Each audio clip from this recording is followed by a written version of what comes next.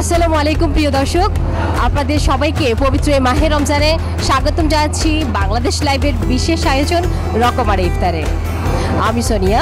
আজকের এর আয়োজনের মাধ্যমে আপনাদেরকে নিয়ে যাব ইফতারের রঙিন এক দুনিয়ায়।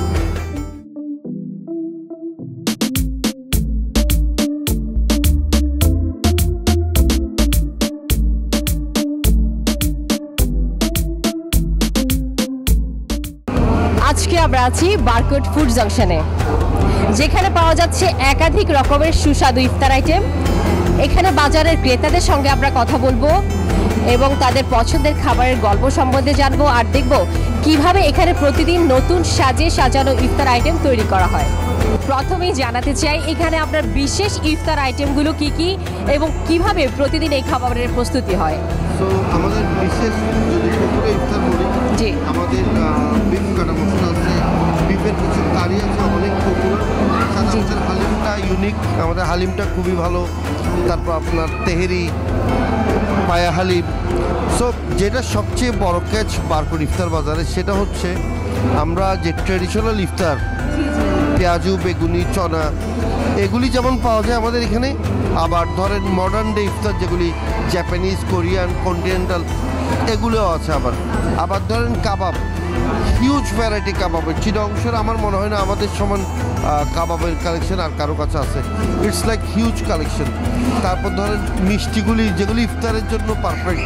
আবার বিভিন্ন ধরনের ডেজার্ট, মাহালাবিয়া বলেন, দধি হালুয়া থেকে শুরু, সব ইউনিক ডেজার্ট। সো আমাদের এই ইফতার বাজারের সবচেয়ে বড় কাজ কয়েকটা, তার মধ্যে হচ্ছে হিউজ ভ্যারাইটি, অ্যারাউন্ড 200 আইটেমসের ইফতার পাওয়া যায়। সেকেন্ড যেটা বড় কাজ সেটা হচ্ছে আমরা ফ্রেশ রান্না করে ইফতার ডিসপ্লেটা করতেছি। সো দিস ইজ লাইক সারাদিনে আমরা যা ইফতার বিক্রি করছি ইনস্ট্যান্ট কুক করে বিক্রি করতেছি, এবং যার ফলে বাসায় গিয়ে ফ্রেশ খাওয়া খাচ্ছি, ইফতারটা ফ্রেশ খাচ্ছি। তারপর এবং জুস, বিভিন্ন ধরনের জুসগুলো আমরা সেল করতেছি। So overall the huge variety are the freshness আমাদের খাওয়ার, এই দুইটা হচ্ছে সবচেয়ে বড়। এটি অনেকেই জানেন না, কিন্তু রমজানে এমন কিছু খাবারের পেছনে ঐতিহ্যও রয়েছে। হ্যাঁ, আপনার এখানকার খাবারগুলো কিভাবে সেই ঐতিহ্যগুলো ধারণ করছে? আমরা যেটা করি সেটা হচ্ছে অথেন্টিসিটিটা ধরে রাখতে। যেমন ধরেন মেজবানি মাংস, আমরা এখানে মেজবানি মাংস সেল করি। সো আমরা অথেন্টিক মেজবানি মাংসটা সেল করি। যেমন জিলাপি, আমাদের জিলাপিটা আপনি ডেফিনেটলি যদি খেয়ে দেখেন বুঝবেন ইটস ইউনিক এবং ঐতিহ্যবাহী, যেটা একদম আমরা ছোটোবেলায় মচের যে লাইট একটা জিলাপি খেতাম, সেই জিলাপিটা। এই প্রত্যেকটা জিনিস আমরা অথেন্টিসিটিটা নিয়েই কাজ করছি বেসিক্যালি। রমজান মাসে আপনার ব্যবসা কি কোনো ধরনের পরিবর্তন হয় অন্যান্য মাসের তুলনায়? অবশ্যই রমজান মাসে তো আমাদের শুধু ইফতারের পর বিজনেসটা, যার ফলে দিনের একটা বড় অংশ আর ব্যবসা হচ্ছে না। So it is kind of very difficult আমাদের জন্য, যে বিকজ খরচ অনেক বেশি, বেতন বোনাস সব কিছু মিলে চ্যালেঞ্জিং, বাট আমরা ট্রাই করছি so that you can cover it up. কোন ইফতার আইটেমের চাহিদা সবচেয়ে বেশি এবং কেন মনে করেন এটা জনপ্রিয়? আমার মনে হয় জিলাপি ইজ এ মাস্ট আইটেম। সবাই যেটা কিনুক, কেউ কন্টিনেন্টাল কিনছে, কেউ ঐতিহ্যবাহী ট্রেডিশনাল ইফতার কিনছে, কেউ মানে এক একজন এক একটা কিনছে, but jalebi is the most common, আর হালিমটা হচ্ছে সবচেয়ে বেশি কমন।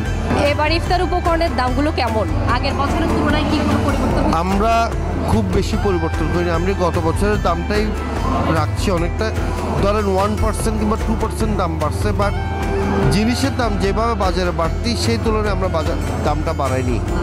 ইফতার তৈরিতে কোনো বিশেষ উপকরণ বা প্রক্রিয়া অনুসরণ করেন যে আপনাদের খাবারকে আলাদা করে তুলে সবার চাইতে? আমরা যেটা করি সেটা হচ্ছে কোনো testing salt, test increasing agent কিংবা এই টাইপের জিনিসপত্র আমরা ব্যবহার করি না। আর আমরা মেক শিওর করি ভালো কাঁচামাল ব্যবহার করবো, ফ্রেশ মিট। একদম আজকে জবা করা মুরগি দিয়ে আমরা করতেছি, আজকে জবা করা গরুর মাংস দিয়ে মেজবান, সব ফ্রেশ, মরিচ মশলা থেকে শুরু করে সব কিছু আমরা একদম ফ্রেশ রান্না করছি। রোজার মাসে বিক্রি বাড়লেও কি কোনো ধরনের চ্যালেঞ্জের সম্মুখীন হন, যেমন গ্যাস সংকট, কাঁচামালের দাম বৃদ্ধি, কর্মচারীদের চাপ, এসব? না, আমার মনে হয় রমজান মাসে আমাদের যেটা করছি এখন, এটাতে কোনো পরিবর্তন, গত 4 বছর ধরে একইভাবে করছি। যেসব চ্যালেঞ্জ আসার কথা ওগুলিতে আমরা জানি, আমরা কী সব চ্যালেঞ্জ আসবে ওগুলিতে আমরা গুছানো আছি। ক্রেতারা সাধারণত কোন ধরনের খাবার বেশি চেয়ে থাকেন, মানে তেলযুক্ত খাবার, স্বাস্থ্যকর খাবার, নাকি ঐতিহ্যবাহী recipe? So different customer different. অনেকে আছে কিন্তু শুধু ট্রেডিশনাল ইফতারগুলি পছন্দ করে, হয়তো একটা দুটো জাপানিজ কোরিয়ান খাওয়া খায়, বাট আবার আরেকটা অংশ আছে টোটাল পুরান, যেগুলি পেঁয়াজ ওগুলি ধরেই না, কন্টিনেন্টাল আইটেমগুলি, জাপানিজ আইটেমগুলি খায়। সো ডিফারেন্ট সেগমেন্টের কাস্টমার আছে। বাট জিলাপি, হালিম, মেজবানি মাংস এগুলি একদম কমন, এগুলি অলমোস্ট সবাই কম বেশি। কাস্টমারদের কাছ থেকে কেমন ফিডব্যাক পান? তাদের চাহিদা অনুযায়ী কোনো পরিবর্তন করেন? চাহিদা অনুযায়ী আমরা কাস্টমারের চাহিদা অনুযায়ী অনেক কিছু পরিবর্তন করি। আমরা definitely this is a customer driven company আমি বলবো, কারণ আমাদের কাস্টমারদেরকে প্রায়োরিটি দেওয়া হয় হাইয়েস্ট, ওদের মতামতকে গুরুত্ব দেওয়া হয়, ওদের চাহিদা, বা অনেক সময় দেখা যাচ্ছে ওরা যদি মনে করে একটা জিনিস দাম বেশি মনে করে, সেক্ষেত্রে আমরা হয়তো বা প্রোডাক্টসটা যদি দেখি এটা ভালো বিজনেসও করছে না, যদি মিলে যায় তাহলে হয়তো আমরা প্রাইস কমাই, আর যদি দেখি প্রাইস কমাতে পারছি না, কস্টিং বেশি, উইথ ডিসকন্টিনিউ। সো আমরা কাস্টমারের মতামতকে ডেফিনেটলি গুরুত্ব দিই। আপনার মতে স্থানীয় বাজারের ইফতার খাবারগুলো স্বাস্থ্যকর ও মানসম্পন্ন রাখতে কি করা উচিত? আমার মতে ভালো গুণাবলীর কাঁচামাল ব্যবহার করা উচিত। পোড়া তেল ব্যবহার করা যাবে না, বাসি কিছু রেখে দেওয়া যাবে না। সো প্রত্যেকটা জিনিস অথেন্টিক ব্যবহার করতে হবে। ভালো কোয়ালিটির কাঁচামাল ব্যবহার করলে অবশ্যই ভালো জিনিস। রমজানের শেষের দিকে কি বিক্রির কোনো পরিবর্তন আসে? সবচেয়ে মানে কোন সময়টাতে আপনাদের বিক্রি রমজানের মধ্যে সব বেশি হয়? আমাদের বিক্রি সবচেয়ে বেশি হয় মাঝামাঝি টাইমটাতে, মানে রমজানের মাঝামাঝি একদম শেষের দিকে এসে আবার বিজনেস একটু ডাউন হয়ে যায়, তখন পিপল লাইক মোর ইনটু কাপড় চোপড় কেনা, শপিং, ওগুলোতে বেশি চলে যায়। আপনাদের এখানে ইফতারের জন্য কোন কোন জনপ্রিয় আইটেম বেশি পাওয়া যায়? আমাদের এখানে ইফতারের জন্য জনপ্রিয়, সত্যি কথা বলতে জনপ্রিয় আইটেম তো জিলাপি, এটাই হালিম, পেঁয়াজু, বেগুনি। বাট আবার আমরা কিছু ইউনিক ইফতার আইটেম তৈরি করেছি, যেগুলো যেমন দধি হালুয়া, আগে অত মানুষ খাইতো না, আমাদের এখানে অনেক খাই। মালাভিয়া, তারপর ধরেন এই যে বিভিন্ন ধরনের শাসলিকগুলি, কাবাবগুলি, এগুলি অনেক চাহিদা আছে এগুলি। আমি আরও আগে নিয়ে গেছি, আমার খুবই ভালো লাগছে, আমার পরিবারের সবাই আসলে খুব পছন্দ করছে। আজকেও আসলাম ইফতারি নিতে। এই রমজানের বাজারের ইফতার কেনার ক্ষেত্রে দাম কেমন মনে হচ্ছে? আসলে আমার মনে হচ্ছে রিজনেবল, সবার ক্রয় ক্ষমতার মধ্যেই মনে হচ্ছে। বৃহৎ গৃহস্থালী ইফতার ও বাজারের ইফতারের মধ্যে কোনটি আপনার বেশি পছন্দ?